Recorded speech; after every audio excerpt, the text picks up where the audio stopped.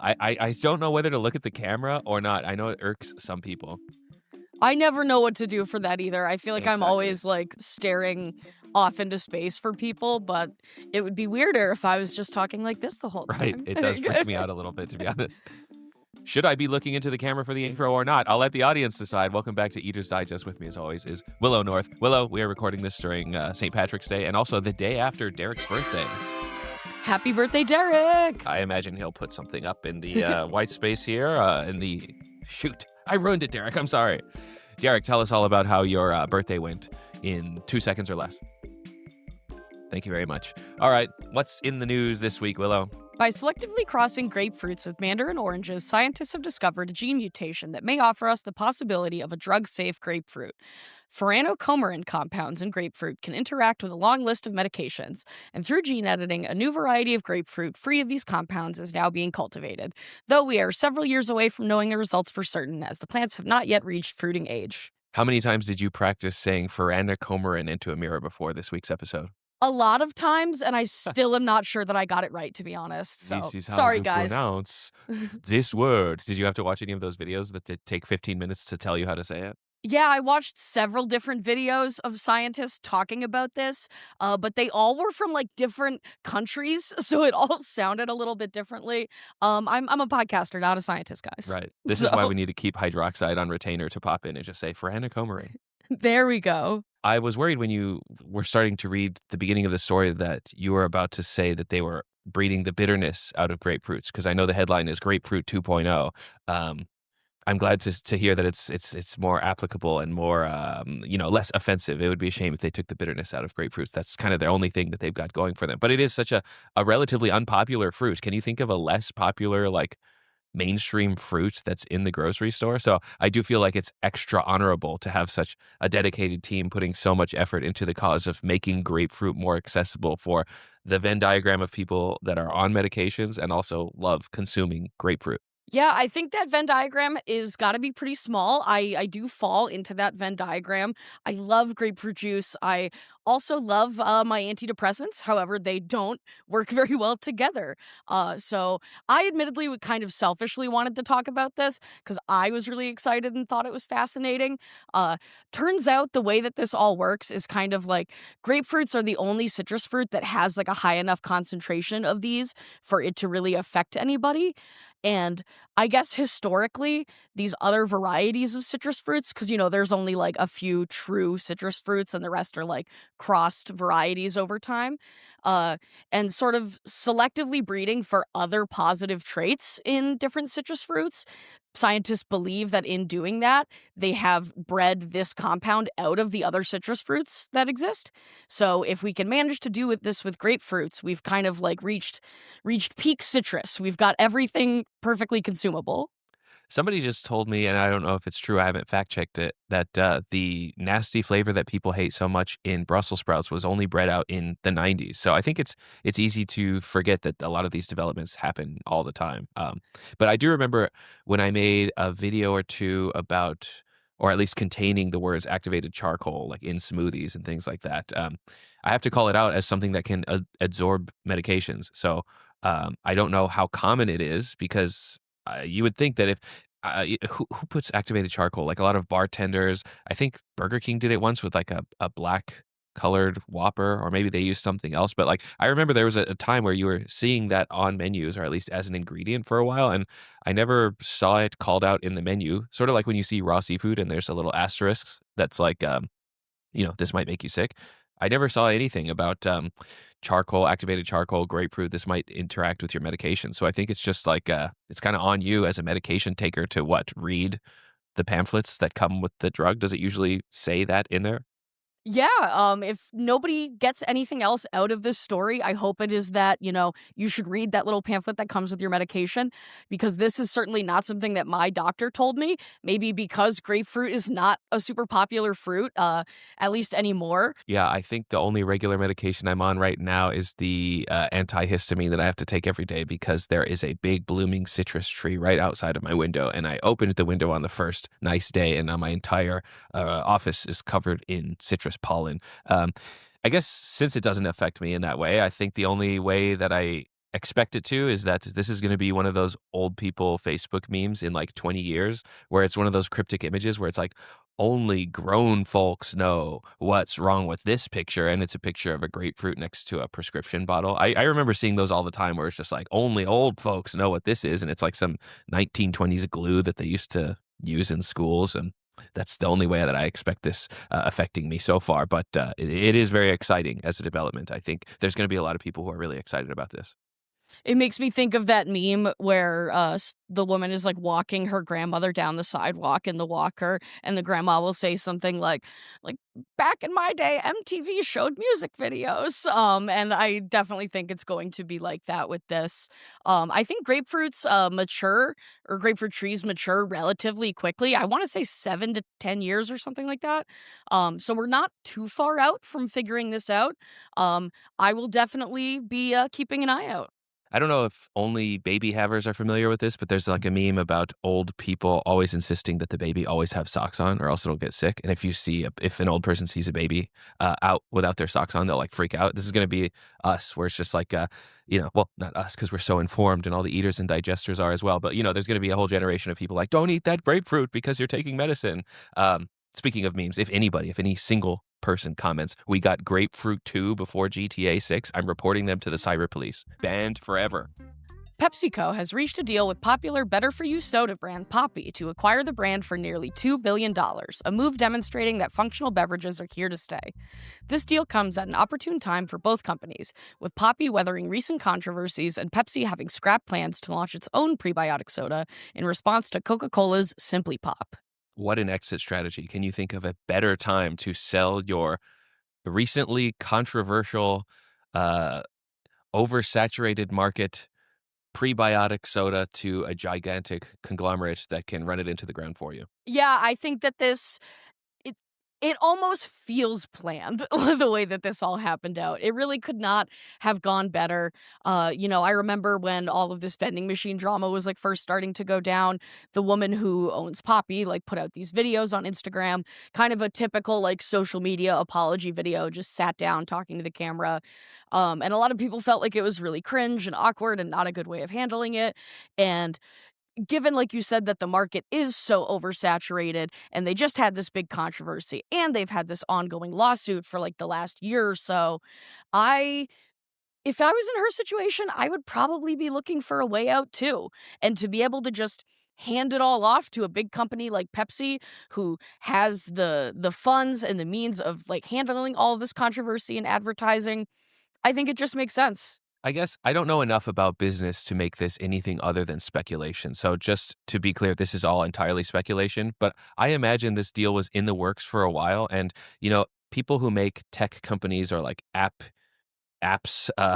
they can always kind of juice the numbers in interesting ways where, we'll send out a notification so that the monthly active users or daily active users goes up suddenly and our numbers look better. And I wonder if that was taking place with all this Poppy stuff where it's like, get a Super Bowl ad, get us trending on TikTok by any means necessary. We need this to look like the most important brand with the most sales and the most hashtags, and it's showing up on Twitter the most. And that would be my speculation as to why someone would be a little reckless this close to an acquisition. Yeah, I think you have a really good point there. I think that ultimately it kind of goes one of two ways. It either goes that and it was a very well executed handoff, so to speak, or that this is just incredibly lucky timing and that she's getting out at a good time. Either way, my only real question is how soon can we expect Poppy options at the vending machines or the fountains at like KFC and Taco Bell restaurants where they only sell Pepsi products?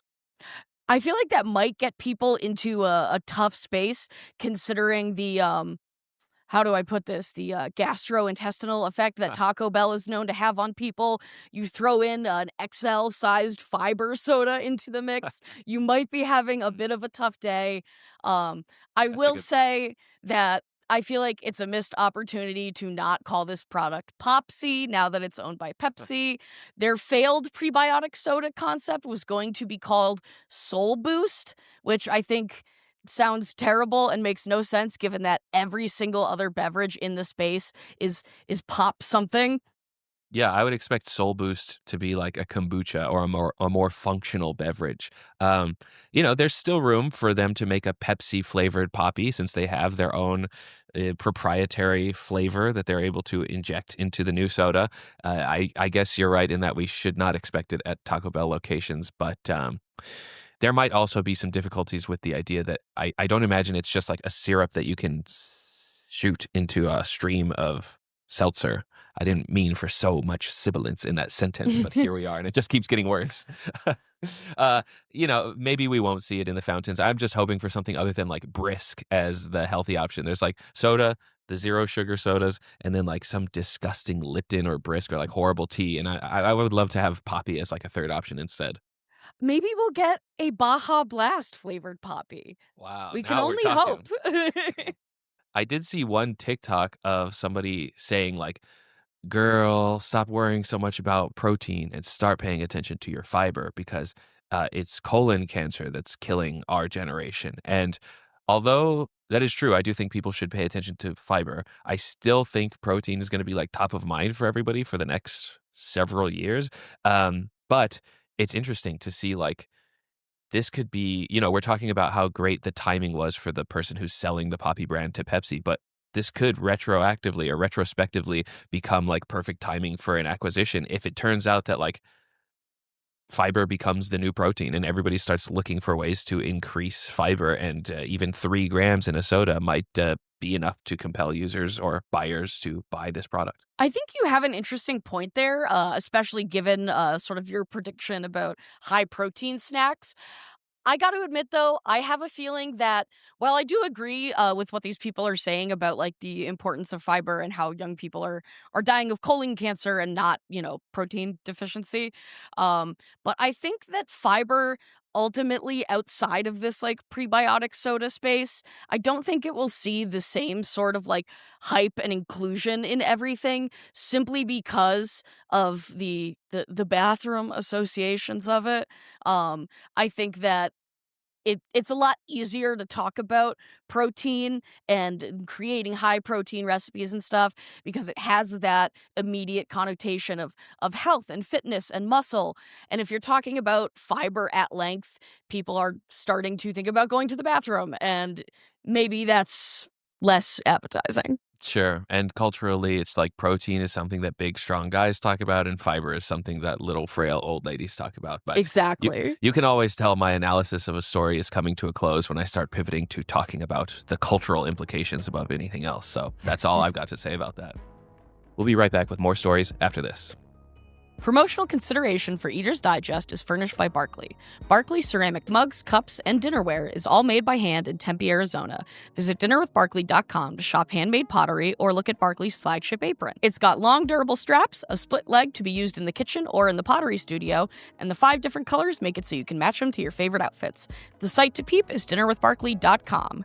MD Foodie Boys, a podcast featuring 4 middle school age boys from Maryland reviewing and discussing food, has garnered significant attention across social media in just a few months since debuting in December 2024. Their lighthearted and wholesome content has endeared them to many, leading to viral TikToks with millions of views, a sponsorship from Taco Bell, and even a collaboration with Barstool Sports' Dave Portnoy. I feel like this is going to be one of those stories where people who don't know what you're talking about are hearing this and be like, slow news week, huh? But the people who do know what you're talking about are like, yes, these people are a phenomenon. So, we've talked about the MD Foodie Boys in the Patreon Discord. Were you familiar with them previously? I was not. I immediately saw that it was a group of young boys, and I was like, man, am I really going to sit down and subject myself to this for the sake of talking about it on the internet? And the answer is yes. I watched 2 episodes. I watched the first one and I watched the most recent one. And it it's certainly not highbrow entertainment. I don't think that anyone should approach this podcast thinking that they are about to get like nuanced, insightful takes about food and drink from these children.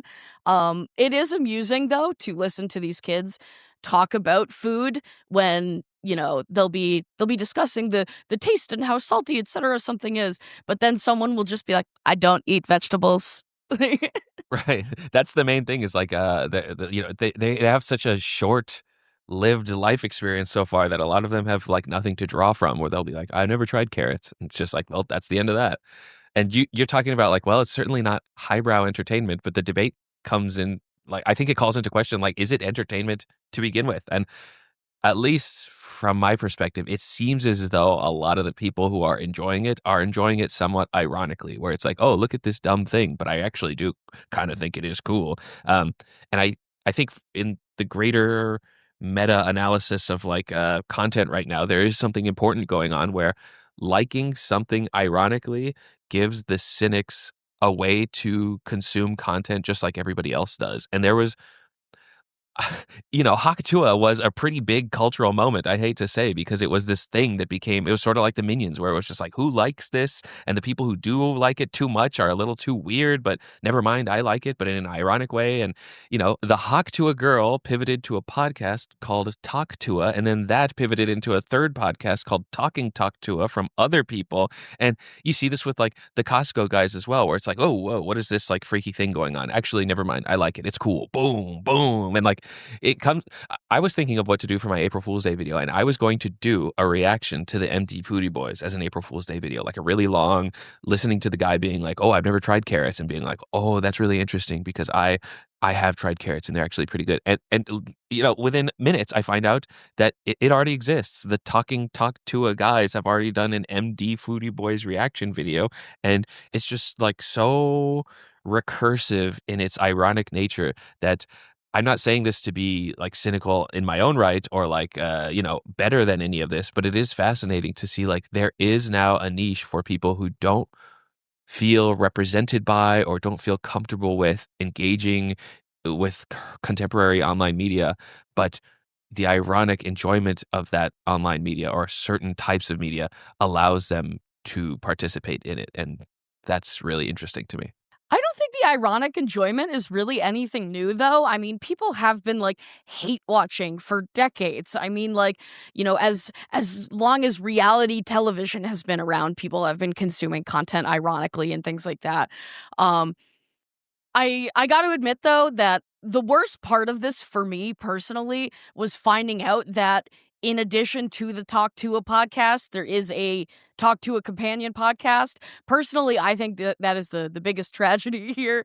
Um I I get what you mean about like, is this entertainment? But I think like you can't really decide whether something is entertainment. If it is entertaining to one person, then it is in some way entertainment. I think that there's nobody who's watching this in a not ironic way, though, I think is what I'm trying to say. Unless you are a 14-year-old boy. I'm not entirely so sure about that because okay, so there is the ironic consumption of material like this, but there's also the ironic promotion of material like this. Like these little boys have been on way bigger shows in a matter of like 3 episodes. They were just on what's that guy's name? Dave Portnoy's show. And it's like that's kind of a weird thing to happen because it's like the producers of regular media are kind of like, well, I got to get these guys on my show. So it's like co-branded by me or like co-signed by me. And then you get this like third order consumption of it where people who aren't aware of its irony are kind of just like, ooh, wow, interesting. These young men are really moving up in the world. And I don't think like I think it sort of loses the plot. You think about the Costco boys, which are former or Costco guys, sorry. They're farther along on this process. And I just watched I don't know their names. Big AJ, the dad. AJ and Big Justice. Okay. I You're just watched supposed to be the Costco guy's expert here. well, you're supposed to be the online person, so good job. AJ's eating food prepared by Gordon Ramsay for promotion of Caesar's hotels and restaurants, and he's giving it 5 big booms, and Gordon's like, yeah, boom. Like, it's not ironic anymore. He's legitimately eating Gordon Ramsay's food and promoting it, and people who consume that type of food and material and culture are meant to jive with it. I just feel like there is an underlying like level of irony that is omnipresent in something like this.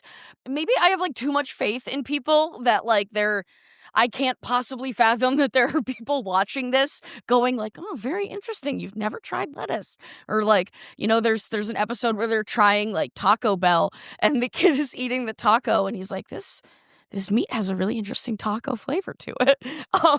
And I just can't imagine a way in which anyone is consuming it not ironically. And I think maybe I just need to get real and level with myself about it. The best argument that I have against your point of view is that Haley Welch, the Hawk Tuah girl, did really, in actuality, launch a crypto that's like, oh, it's funny, it's ironic, haha. But people did lose millions of dollars legitimately on this stupid coin. So it's like, even if you think that it's ironic or not serious, it's like people are willing to pay with their attention and their real money into these things, these very confounding, mind boggling things. I have a hard time believing that anybody that spent money on the Hawk Tuah coin would have spent that money on something productive or valuable. I have a feeling that it might have gone to waste anyways.